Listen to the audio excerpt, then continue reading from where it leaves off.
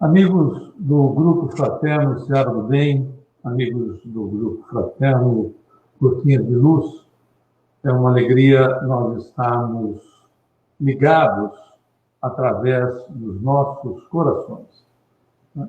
Pela possibilidade do uso da internet, esse veículo que nos traz um pouco de facilidade para que nós possamos refletir nos ensinamentos de Jesus. É uma alegria estarmos adentrando na casa dos nossos amigos, das nossas amigas, pedindo a Jesus e a Deus nosso Pai que leve para todos paz. Paz para o seu lar, paz para a sua vida, para os seus familiares e amigos. E também para os seus locais de trabalho. Ou seja, onde nós estivermos nesse instante, reunidos, ligados numa mesma vibração de luz, de amor, nós possamos receber paz. Para isso, nós gostaríamos de convidar os nossos amigos e amigas para a nossa prece inicial. Elevando os nossos pensamentos, entramos em contato com os nossos amigos, os nossos mentores espirituais. Essas elevadas entidades que se encontram ao nosso redor nesse instante. Quando nós nos ligamos, quando nós pensamos no bem, quando nós desejamos o bem, nós nos ligamos com essas mentes superiores que nos envolvem em luz, em paz, em sustentação. São exatamente elas que fazem a nossa ligação até Jesus, nosso Mestre Senhor, para que nós possamos levar até Ele a nossa gratidão por estarmos reunidos para as reflexões a respeito do seu Evangelho, Senhor, da Boa Nova que nos trouxestes há mais de 2000 anos. Somos gratos pela manutenção da luz em nós mesmos, quando nós buscamos praticar o teu Evangelho. Queremos também estender, Senhor, que seja o nosso intermediário, o nosso Criador, o Senhor das nossas vidas, para que Deus, nesses instantes, possa também nos sustentar, nos manter nos nossos propósitos de melhoria, de crescimento em todos os aspectos.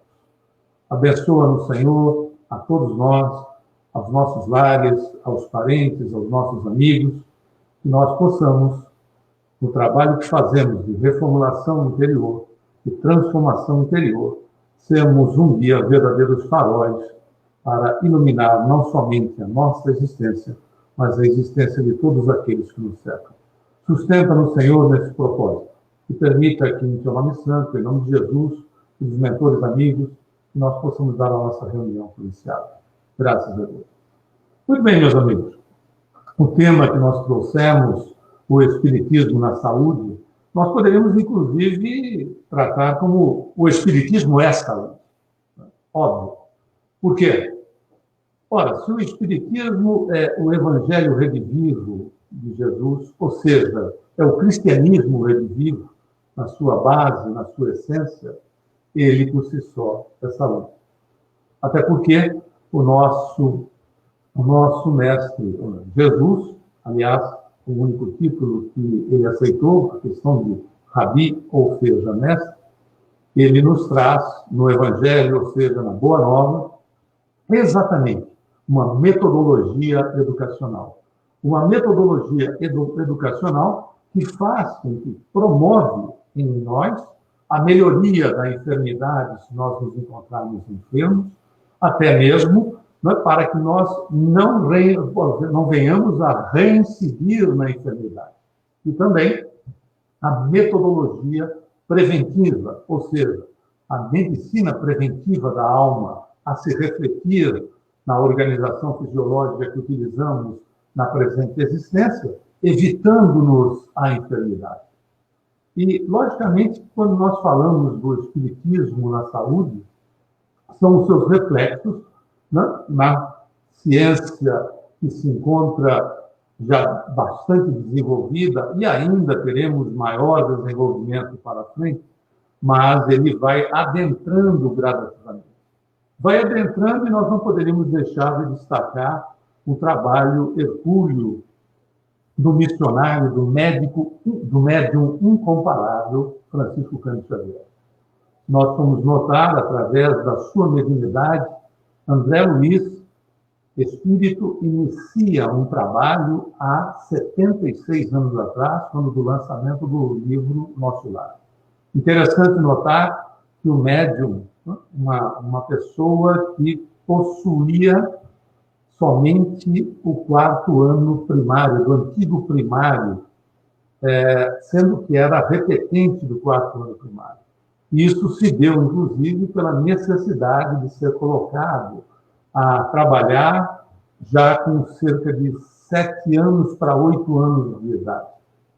Até porque, por indicação, por sugestão do pároco da cidade, que era Pedro Leopoldo, quando seu pai achava que o menino tinha desvios consideráveis, ou seja, poderia ser situações comprometedoras da sua capacidade mental, e não só, né, tendo demonstrações onde o fraco entendimento, o entendimento primitivista da mediunidade, alijava-o e colocava-o numa condição de doente mental, conforme a classificação da época. E o seu pai pensava na internação do menino Francisco Cândido Xavier, quando o padre Scaringella sugeriu-lhe que fosse melhor que o garoto fosse trabalhar, porque em trabalhando seria proveitoso para a própria família. Até porque a família, não é? O seu pai, o João Cândido, já em segundas núpcias, tinha no total, em matéria de filhos, 15 filhos. Chico Xavier era um deles. 9 com a primeira esposa, Maria João de Deus, e os outros 6 com Cidália Batista. Na realidade, o padre dizia para o João Cândido, pai de Chico, Chico seria mais uma despesa para uma família que vinha com recursos extremamente reduzidos. Reduzidos porque o seu João Cândido era um vendedor de bilhetes de loteria federal. Dá para se imaginar, né, essa condição em 1910, né, é o data de nascimento de Chico, 1917 e 18, quando esse período de internação, trabalho está se passando, como era possível sustentar Cidália Batista, além de lavar roupa para fora, que era conhecida no interior do Brasil como lavadeira, e também plantar alguns legumes na horta, no fundo do quintal, ou seja, e era vendido, né? O Chico era uma das pessoas responsáveis até pelas vendas. Como é que se poderia sustentar? Porque não eram apenas os 15 filhos, também eram os 2 adultos, marido e esposa, 17 no total. Então, o Chico é encaminhado para uma fábrica de fiação de algodão, o que lhe custaria muito em relação à sua saúde, porque as fábricas antigas não possuíam as chamadas câmaras de pó, que são verdadeiros locais de sucção daquela névoa branca do pó produzido na fiação do algodão.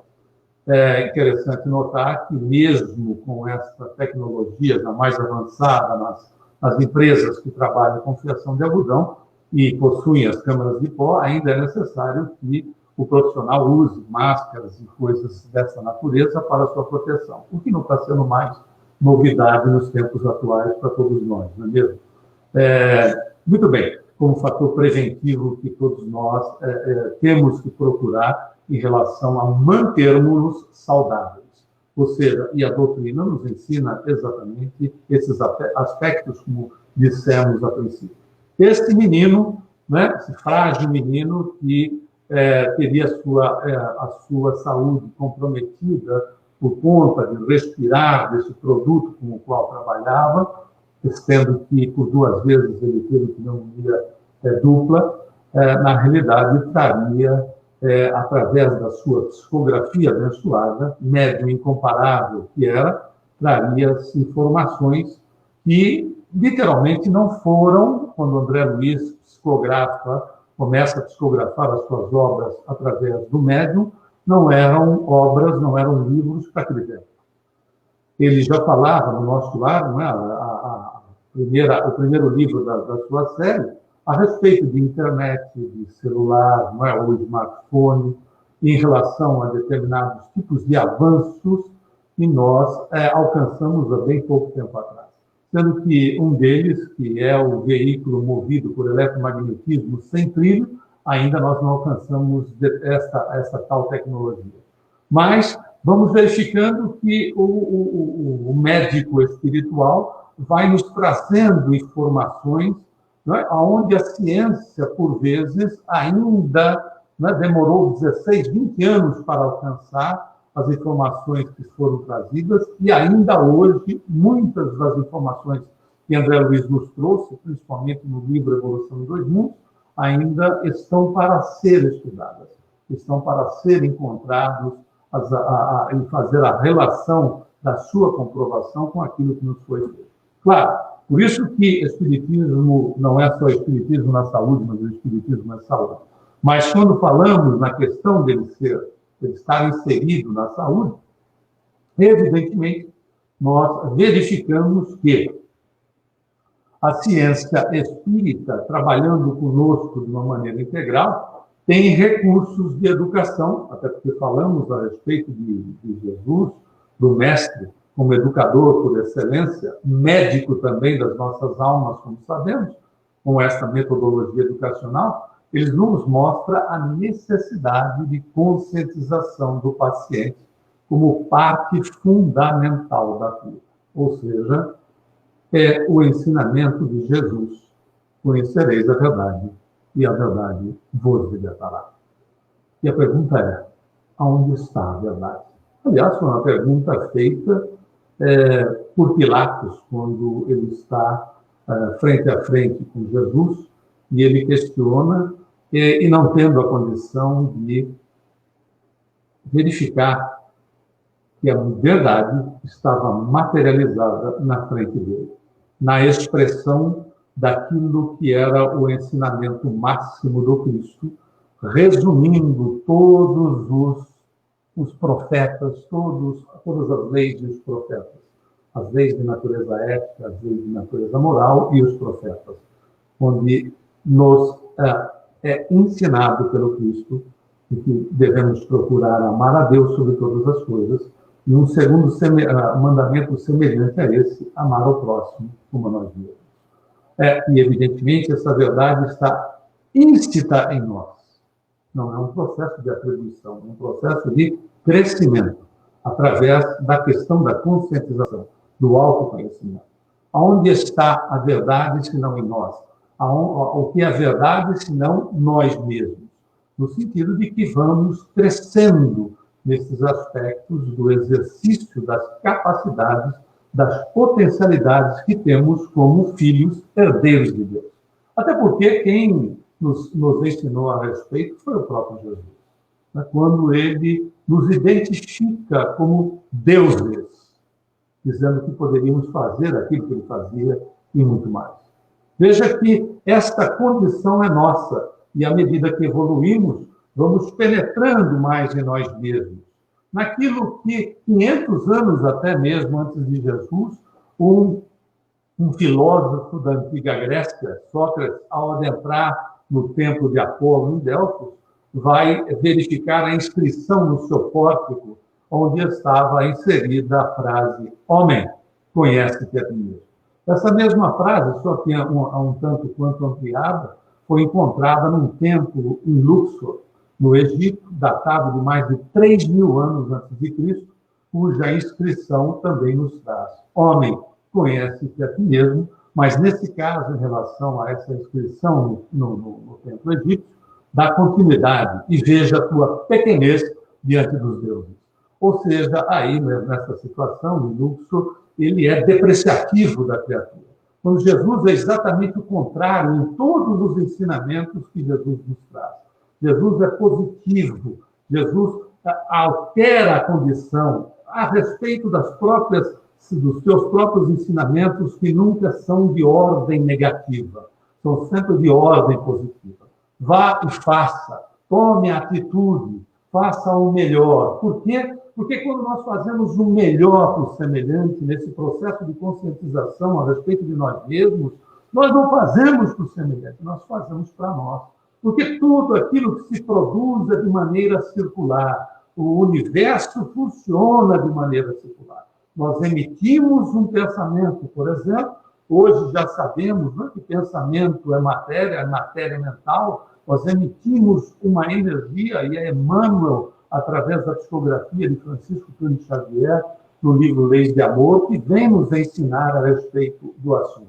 Dizendo que, cada vez que nós emitimos um pensamento, nós lançamos um agente energético na corrente da vida, que voltará para nós enriquecido do bem ou do mal que nós desejamos, por similaridade, evidentemente. Então, emitimos um pensamento, ou seja, estamos emitindo matéria, estamos materializando a condição daquilo que nos toca, os nossos desejos, não os pensamentos fugidios, mas aqueles que nós fazemos por repetição, pelos interesses, pelos desejos, nós formatamos eles, né? E, obviamente, quando emitimos, por similaridade, eles entram em contato com mentes que possam estar elas encarnadas ou desencarnadas, nesta dimensão ou na dimensão paralela, tanto faz, nós estamos materializando. Antes acreditávamos que materializarmos algo era aquilo que fazíamos, ou seja, estávamos colocando neste terreno da vida, ou seja, na nossa dimensão ao que ocupamos, né, utilizando o corpo no estado de vigília. Mas não. O pensamento, quando emitido, né, nessa condição de refletir os nossos desejos, nós, evidentemente, estamos colocando matéria, estamos materializando esses nossos desejos na dimensão paralela. Quem diz isso? É o Espiritismo que traz essa informação? É uma doutrina novidadeira? Em hipótese alguma. Quem nos ensinou a respeito foi Jesus, quando disse: basta que penses no adultério e terás adulterado.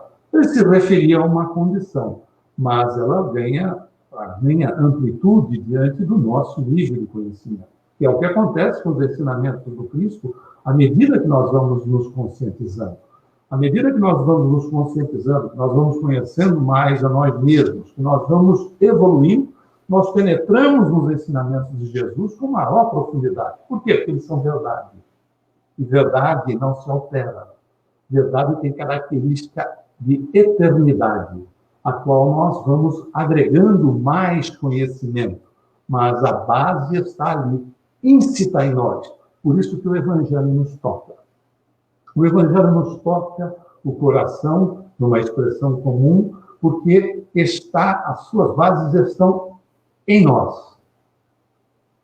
Se são a verdade, estão em Deus. Se está em Deus, está em nós, como, evidentemente, a condição genética do Criador na criatura. Por isso, nos são tocados. E a ciência espírita, então, nos traz esses recursos todos para que nós possamos viver mais saudáveis. Não significando que a enfermidade não possa nos visitar pela condição da máquina biológica que nós utilizamos, mas existem maneiras de se portar diante delas. Vamos em frente. Sendo assim, o profissional da saúde, mas não só o profissional da saúde, com conhecimentos espíritas, possui uma ação diferenciada em relação a tratar dos seus pacientes. Mas nós podemos estender esses aspectos a nós mesmos.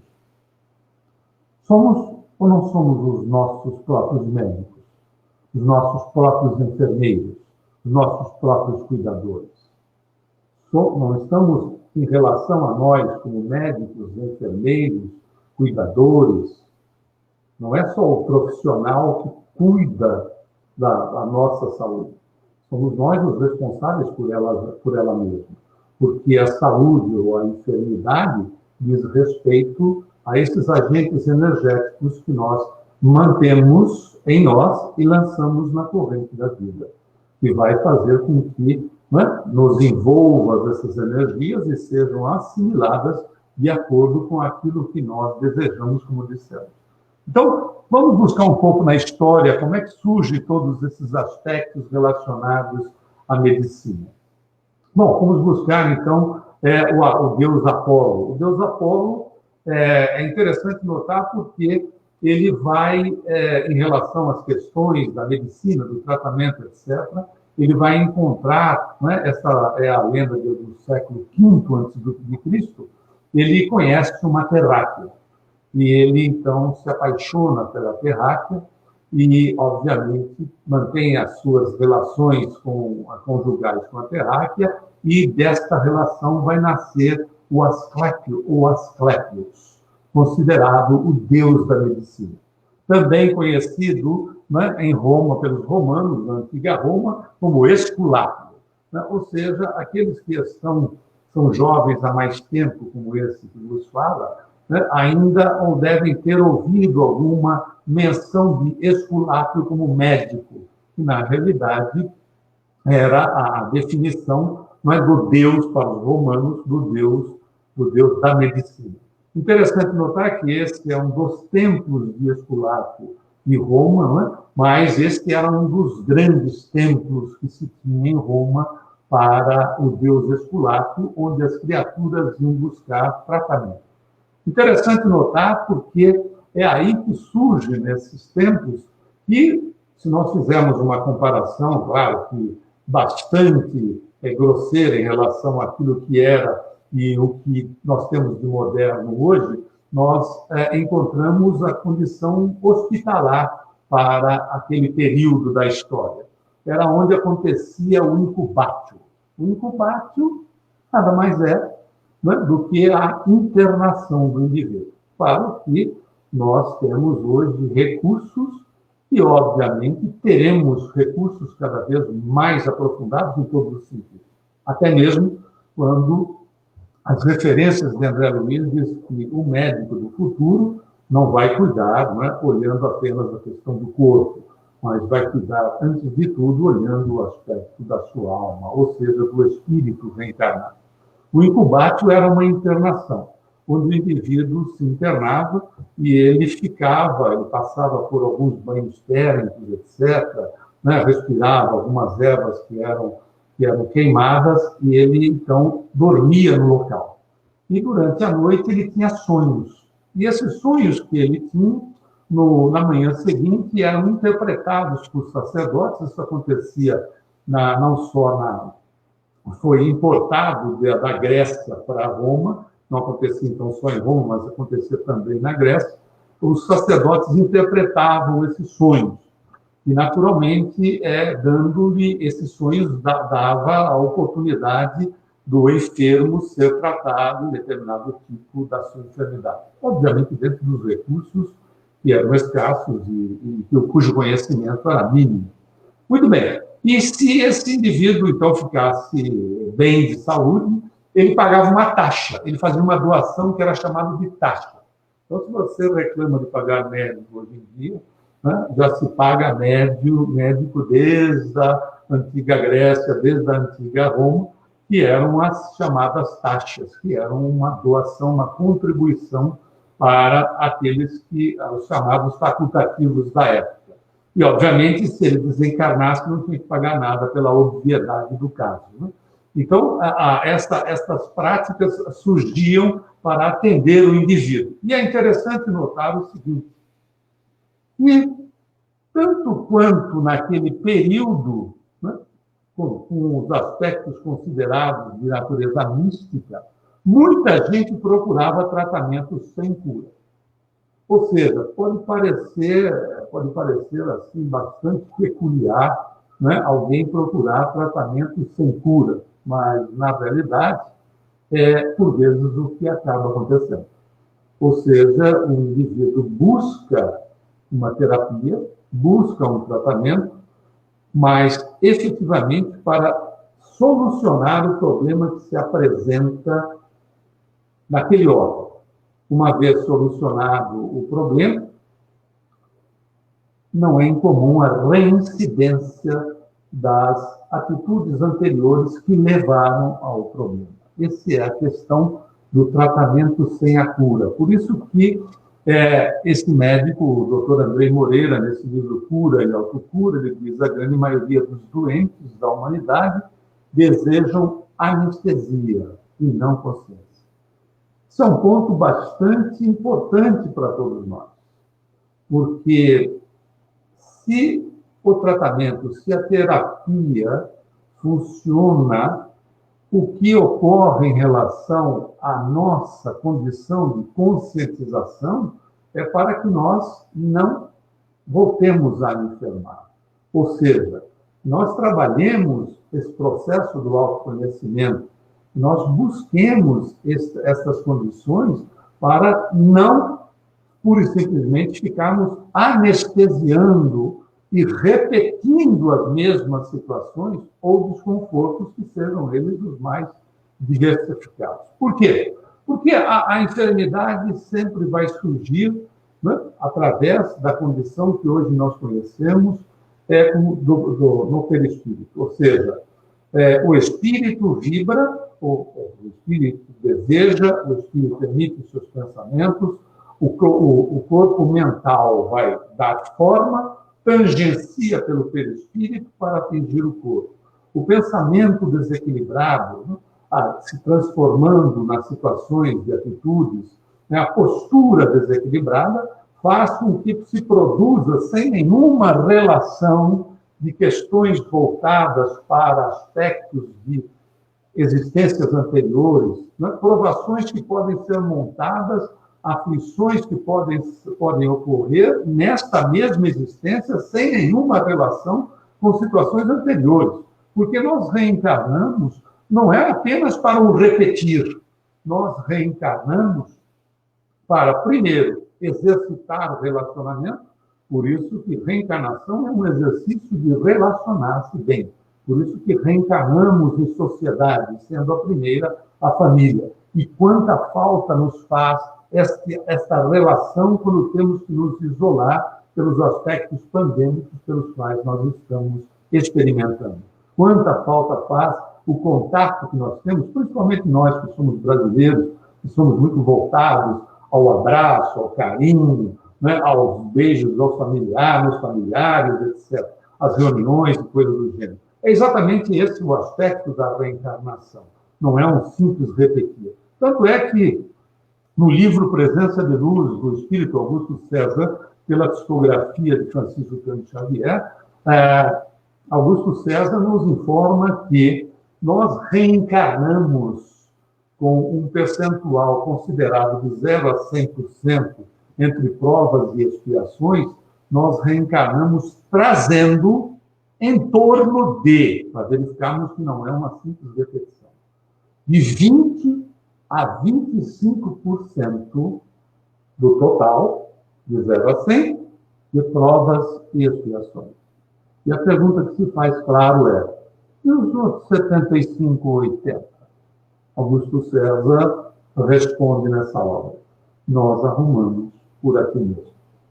São as aflições que nós nos impomos, como Kardec analisa bem no capítulo 4 do Evangelho segundo o Espiritismo, né, quando é tratado das bem-aventuranças, são as aflições que são impostas na presente existência, causando-nos desconfortos os mais variáveis através da postura inadequada, da falta de conscientização, da valorização nossa, do nosso próprio corpo, que o próprio apóstolo Paulo vai designá-lo como templo do Espírito. E é interessante notar que todas as vezes que nós adentramos a um templo, nós adentramos a uma casa espírita, qual é a postura mental que a criatura busca, que nós buscamos? Se não uma postura mental adequada, uma postura mental tranquila, ou seja, esperançosa, equilibrada. Esta é a realidade do nosso corpo. Esse templo precisa dessa mesma atitude de quando nós adentramos a casa espírita ou qualquer casa que vise a condição de fazer o bem ao próximo. Tenha ela fundamento no aspecto da espiritualidade, de religião ou coisa do gênero, ou não. Né, que vise o bem do semelhante. E nós encontramos, né, nessa situação.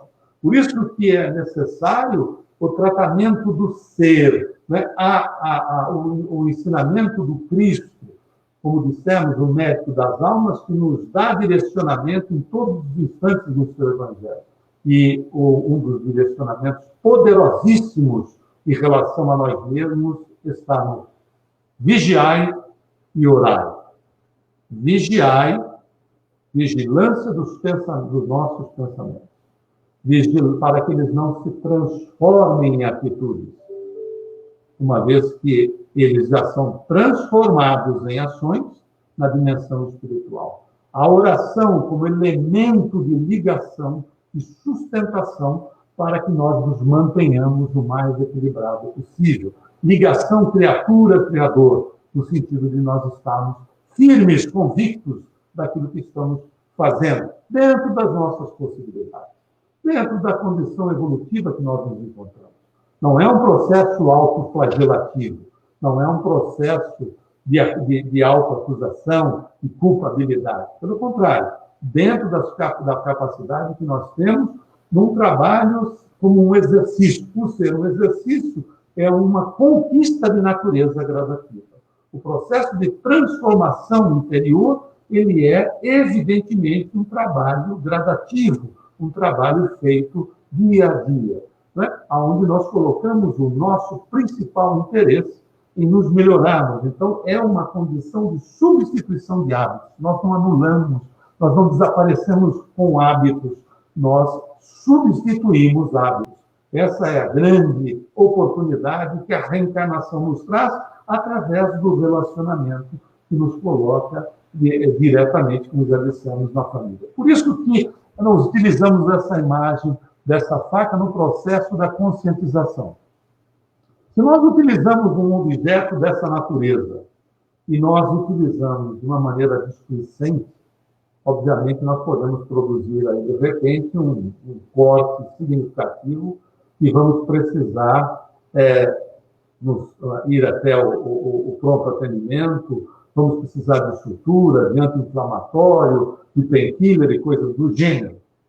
E aí, através da condição que temos negligenciado, passamos por um processo de dor e precisamos, então, nos conscientizar para que, na próxima vez que formos utilizar o objeto, nós possamos utilizá-lo de uma maneira adequada. Nós possamos ter os cuidados que são necessários para que nós não venhamos reincidir no processo da dor. Então, é simples entender como essa mecânica funciona em nós. E, evidentemente, quando nós estamos falando da questão da visão em relação à condição dos tratamentos, por isso a necessidade do espiritismo ser inserido gradativamente dentro da sociedade, não de uma maneira onde nós coloquemos o espiritismo como a religião do futuro. Não é? Ela não será a religião do futuro, mas, sem sombra de dúvida, como ensina Leon Denis, será o futuro das religiões. Porque, se é o cristianismo redivivo, ele vai penetrando na vida das criaturas sem fazer qualquer tipo de imposição, porque Deus não impõe nada para quem quer que seja. Ele vai penetrando de uma maneira extremamente sutil, inteligente, porque nós somos espíritos.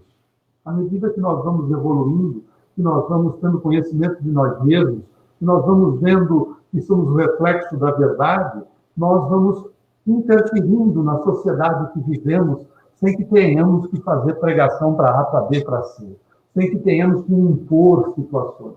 Isso é natural. Agora, ainda existe uma visão tecnicista, unicista a respeito, e totalmente fragmentada a respeito da saúde, aonde, evidentemente, vai apresentar falhas do indivíduo na busca do autoconhecimento. É uma situação ainda utilizada, lamentavelmente, não são por todos os médicos, mas por uma grande maioria, onde se buscou a especialização, ou seja, por vezes você pode se sentir como se fosse uma verdadeira máquina, porque ela é de natureza mecanicista, aonde, quando vamos ao médico, o médico nos diz assim: eu vou te encaminhar por um especialista. E aí tem um especialista que cuida de parte do motor, o outro especialista cuida da parte do escapamento, o outro especialista cuida da parte do tanque de combustível, e assim sucessivamente. Por vezes, nós chegamos a nos sentir como boi de churrascaria, aquele desenho do bovino que tem vários tracejados mostrando as partes, né, do tecido do animal. Ou seja, é tratado por partes. Quando, na realidade, nós não somos partes, nós somos um todo. Esta condição, um dia, óbvio, será atingida pela medicina, mas ainda a condição é de um tratamento, por vezes, né, por vezes colocado de uma maneira em separado. Mas a situação vai mudando gradativamente. Tanto é verdade que o Brasil é um dos grandes exemplos. Na área da cardiologia, está como protocolo, isto é algo de 2019, está como protocolo o médico falar a respeito de espiritualidade, não de levar o seu paciente para os aspectos de uma religião ou de outra, mas falar de espiritualidade com o paciente. Ou seja, fazendo parte do processo da consulta, do acompanhamento, exatamente a condição, né, do todo do ser, né, da relação do indivíduo. Tanto é que são pesquisas antigas feitas aqui nos Estados Unidos, onde se buscou, né, através da prece, colocar grupos em separado para que as pessoas pudessem orar. Então, sugeria-se para um grupo com enfermidade de natureza similar que orasse. E para outro, o tratamento normal, etc., sem nenhuma sugestão. Aqueles que oravam em seu favor, ou por vezes em favor dos companheiros que se encontravam, né, internos na mesma unidade, com as enfermidades que tinham características semelhantes, se verificou que as pessoas melhoravam mais do que o outro grupo, cerca de 35% a 40%, muito mais rapidamente do que o outro grupo. Ou seja, quando a criatura trata do todo, trata dela mesma, né? Ou seja, é o espírito que está sendo trabalhado. Por isso que o Dr. Bernard Law, que foi prêmio Nobel em 1985, nesse livro, A Arte Perdida de Curar, ele nos diz o seguinte: agora os médicos, pela virtude de confiarem totalmente na ciência, criaram um total desequilíbrio, esquecendo-se da arte de curar, da arte do compromisso, da arte da escuta, da arte do cuidado e deixando de investir tempo em seu paciente. Eu acredito que a medicina tenha perdido a sua humanidade. Claro que isso, como dissemos, está mudando gradativamente. As mudanças não vão acontecer de um momento para outro, porque a natureza não dá salto, e, como dissemos, Deus não impõe nada para ninguém. A mudança está em nós e de nós o reflexo que vai acontecendo na sociedade a qual nós participamos. Mas já encontramos médicos que sejam espiritualistas e que nos informam, que nos direcionam, dizendo que de 0 a 100 em relação à cura de uma enfermidade num paciente, 30% é a nossa confiança que temos em nós. Os outros 30% é a confiança que temos em Deus. Os outros 30% é a confiança que nós temos no médico. E os outros 10% pode ser o efeito da medicação, que por vezes é um simples placebo, é uma simples pílula de água com farinha, fazendo com que o resultado da criatura ocorra nela mesma. Então, nós verificamos que espiritismo, ou seja, cristianismo redivivo, ele vai penetrando gradativamente nessas atividades de importância para todos nós. E, como nós somos médicos de nós mesmos, ele vai penetrando em nós, à medida que nós vamos assimilando e exercitando o Evangelho do Cristo. Por isso que esses exemplos não são exemplos de hoje, são exemplos, né, por exemplo, de um suíço que viveu de 1493 a 1541. Seu nome era Theophrastus Philippus Aureolus Bombastus von Hohenheim. Por tudo que possa parecer, é o nome, né, mais conhecido como Paracelsus. E o que o Paracelsus dizia a respeito do tratamento do enfermo? O poder curativo do caráter de um médico, revelado pela forma efetiva, competente e afetiva, amorosa, com que trata seus pacientes, não é exclusividade de santos ou espíritos de luz, mas de criaturas simples, de criaturas que precisam trabalhar os seus aspectos evolutivos como nós fazemos. Veja a importância, a competência, tratar de forma efetiva e de forma afetiva a criatura. Se isso é uma realidade nessa condição, nessa relação médico-paciente, por que não pensarmos na condição da relação nossa para conosco? Por que não inserimos essas condições de tratamento efetivo de nós para conosco? E quebrarmos estruturas do medo, do pânico. E, obviamente, as informações estão para todos nós para os aspectos preventivos, principalmente nos momentos que nós estamos vivenciando. Os aspectos preventivos, dos cuidados que temos que ter para conosco, para com os nossos familiares, mas não permitir que a informação nos traga pânico, nos traga desespero, levando, por vezes, a atitudes, posicionamentos completamente irracíveis. Busquemos essa condição de nos tratar de forma competente. Não é o facultativo para conosco, é de nós para conosco mesmo. Na condição de sermos competentes conosco, não é na condição cuidadosa e, acima de tudo, nos respeitar. Procurar exercer para conosco a caridade, que é o amor em ação. Porque se nós não exercemos em nós a caridade da paciência, a caridade da atitude positiva, como nós vamos refletir, o que nós vamos refletir no semelhante. Essa é uma realidade. E é reafirmada essa atitude desse médico num outro médico importante, que foi Christian Friedrich Samuel Hahnemann, o criador da homeopatia. Que é interessante notar, não é, que ele traz a homeopatia para nós e é um avanço em relação àquilo que nós estudamos na doutrina espírita. Porque a homeopatia, apesar de algumas classificações, quando nós damos um Google chamado de pseudociência, aquilo que o produto que se é utilizado, seja na maceração da planta ou qualquer outro elemento que seja utilizado, quando diluído várias e várias vezes, nós verificamos que, se fazemos uma análise química, depois de muitas diluições, nós não encontramos, por vezes, um resquício de natureza química no produto que foi macerado, que foi utilizado.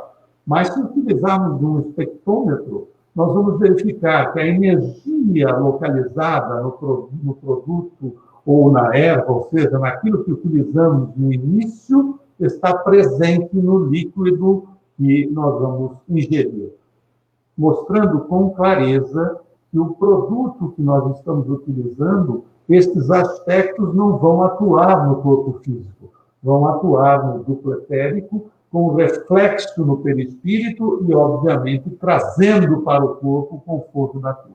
É a mesma situação se nós também analisarmos a questão da acupuntura, ou do doim, que é a acupuntura com a pressão dos dedos, aonde a relação está exatamente nos meridianos, onde há bloqueio ou desbloqueio, nós precisamos fazer o desbloqueio, a energização.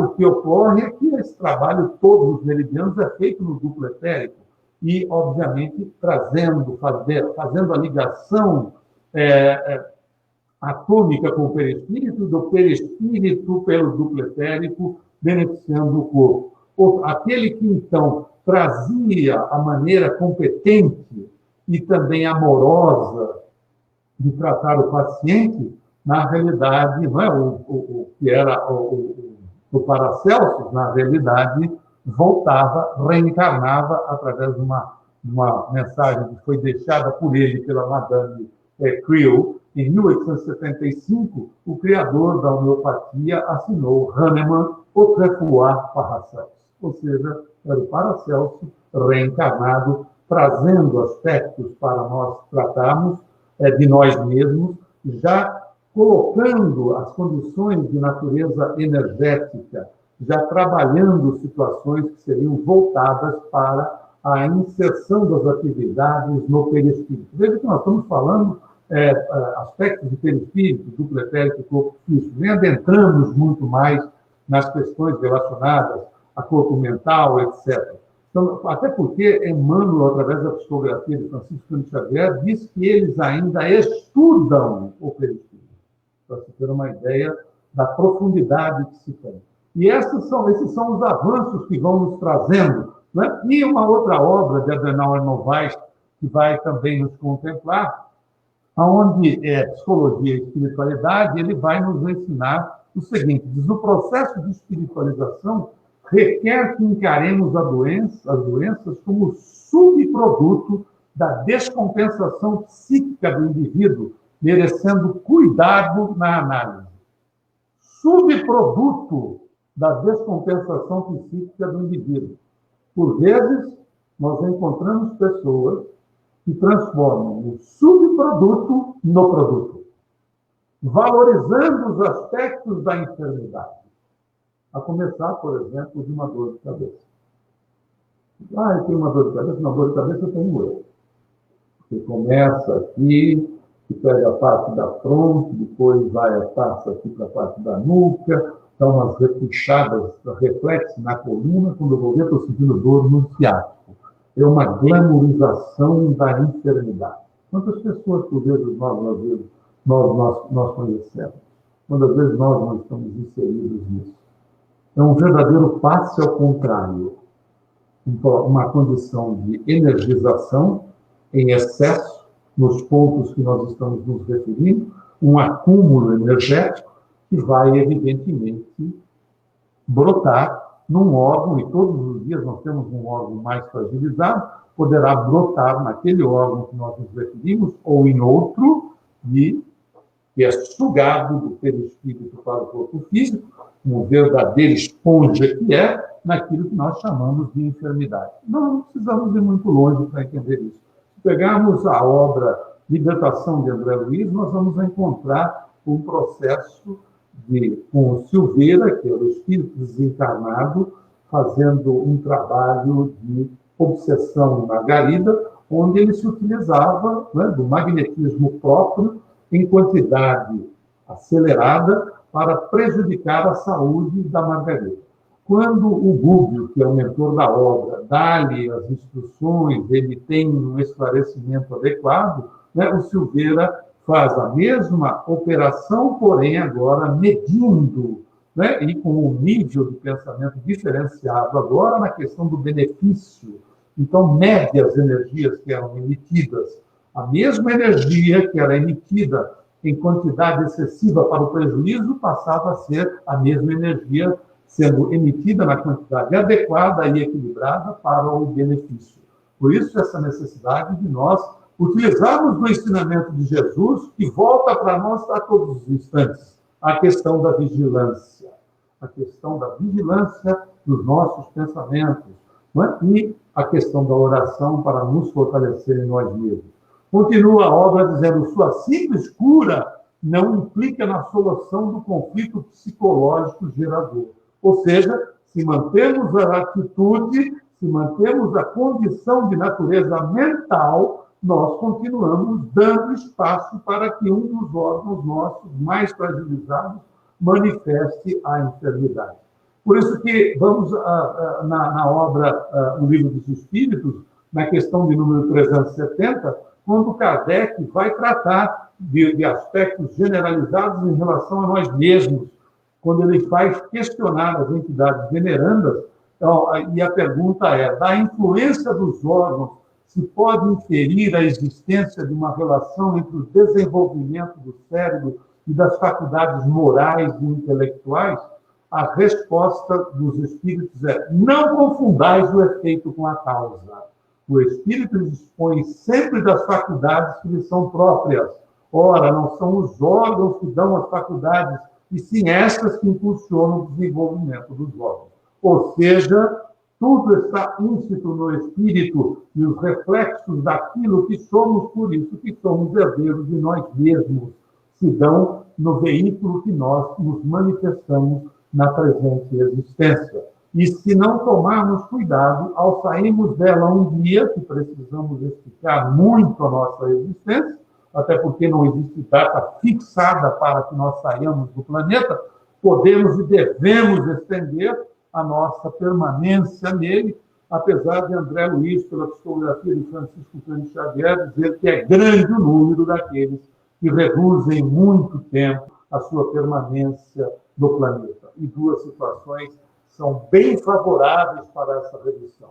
Uma delas se chama estresse, e a outra dela, poderosíssima, se chama mau humor.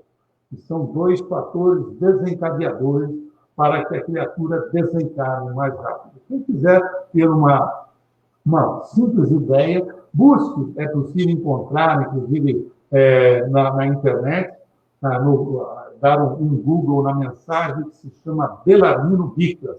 Ela está no livro de Humberto de Campos Espírito, pela psicografia do já citado médium Chico Xavier, no livro Cartas e Crônicas. Mas nós encontramos essa mensagem em separado. Belarmino Bicas é o título da mensagem, aonde Belarmino Bicas narra, através de Humberto de Campos, que desencarnou 22 anos antes por ser mal-humorado. Que não era aquele mau humor assim, significativo.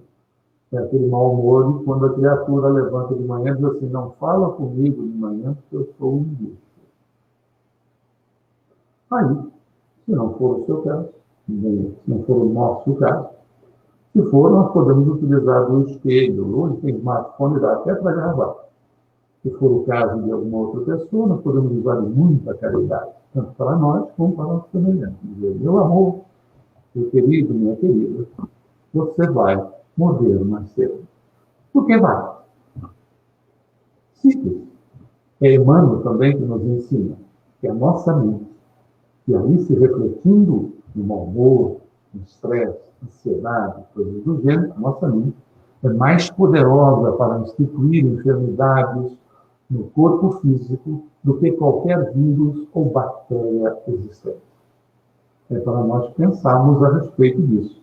Por isso que essa associação, a Associação Médica Espírita, não só do Brasil, mas internacional, vem pesquisando, são médicos espíritas que vêm pesquisando a ligação da saúde e espiritualidade em diversas ciências, como a neurobiologia, ou seja, a questão neurológica com os aspectos espiritualistas, e a psiconeuroimunologia, ou seja, a parte psíquica, neurológica e a parte imunológica do ser. Procurando encontrar, através dos enfoques espiritistas, ou seja, espíritas, ações que trabalhem a parte somática, ou seja, a parte do nosso corpo, e as questões psíquicas, com as causas que são verdadeiras e são fundamentais para a maioria das doenças. Ou seja, a grande maioria das doenças está íncita na criatura em matéria de descontrole de natureza mental. Então, é um trabalho de conhecimento, nós somos uma parte, somos um todo, espírito, perispírito e corpo, que André Luiz ampliaria muito esses seus ensinamentos, nos mostrando as condições que nós nos encontramos. Nós somos um ser completo, não somos um ser em partes.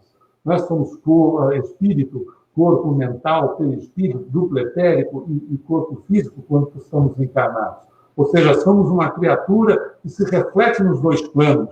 Tanto é que basta um cochilo, basta uma noite de sono para que nós nos desdobremos em relação a esta condição que nós nos encontramos e estamos na dimensão espiritual. Quando fazemos uma prece, por exemplo, um momento tão importante de prece que nós possamos fazer para nós e interceder em favor do semelhante, principalmente nesses instantes que as criaturas, muitas delas se encontram em desespero, se encontram ansiosas, depressivas, em estado de pânico, podemos ser criaturas que intercedam em favor dessas pessoas, estejam elas aonde estiverem, preces pedindo pela paz do planeta, vibrando paz, pedindo intercessões dos bons espíritos, esse veículo de comunicação criatura-criador, caridade pura, que se faz em nós e se reflete no semelhante.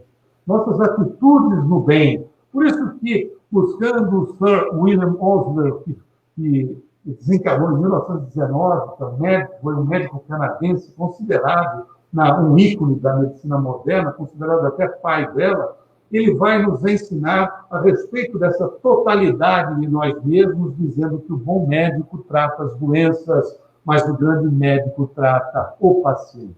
E trouxemos um dos grandes exemplos daquele médico que era sacerdote da medicina. Essa é uma fotografia dele aos 35 anos de idade, encontrada no Museu Nacional, há 6 anos atrás, mais ou menos, Dr. Bezerra de Menezes, chamado médico dos pobres, como eram conhecidos os homeopatas, que era o caso dele, que tratavam as pessoas que não tinham condições financeiras. Por isso que os médicos homeopatas no Brasil eram chamados de médicos dos pobres, que nos deu exemplo como sacerdote da medicina que era, e das mais diversos tipos de exemplos. Um deles que nós gostaríamos, se não for do seu conhecimento, que é uma passagem belíssima, ele terminava uma das suas palestras na FEB, na Federação Espírita Brasileira, quando ainda estava no Rio de Janeiro e ainda era capital, era o Império, aliás, né? Era a época ainda imperial, ele terminava uma das suas palestras e, descendo os corredores daquela escadaria estreita da antiga FEB, que hoje se localiza, aliás, há muito tempo em Brasília, ele foi abordado por um rapaz e lhe pediu algo pela necessidade que estava de desempregado, que já se encontrava há algum tempo. Narrou ao Dr. Bezerra que ele estava desempregado e a esposa, por exemplo, estava enferma e tanto ele quanto a esposa como os filhos estavam passando necessidade do alimento já. Tamanha era a dificuldade que eles se encontravam. Bom, o doutor Bezerra de Menezes botou a mão no bolso, no outro, etc., e o que ele tinha era o dinheiro do bonde, porque ficava na parte central da cidade do Rio de Janeiro e o doutor Bezerra morava no bairro da Tijuca. E se fazia viagem de bonde puxada por burro, que andava a 17 quilômetros por hora. Bom, se você for a Nova York, depende da região com trânsito, às vezes você anda a 15, apesar de estar numa verdadeira nave espacial, comparado aos veículos de hoje com a época. Mas aí o dinheiro do bonde não ia resolver a situação, mas era o que ele tinha. Mas ele, sabendo da gravidade, virou-se para o rapaz e disse: aquilo que a gente está agora, né, com situação tão delicada para poder estender. Ele disse: você aceitaria que eu te desse um abraço? E o rapaz disse: sim, claro. Pois então eu vou te dar um abraço em nome de Nossa Senhora. E ele abraçou o rapaz e disse: receba esse abraço em nome de Nossa Senhora. E valor que nós vamos dar num abraço assim que nós estivermos, não é, liberados para fazê-lo. Mas enquanto nós estamos junto com os nossos familiares, façamos, exercitemos esses aspectos de nós, não é? Daquilo que somos, daquilo que temos, um abraço. Bom, o rapaz recebeu um abraço e foi embora com o abraço.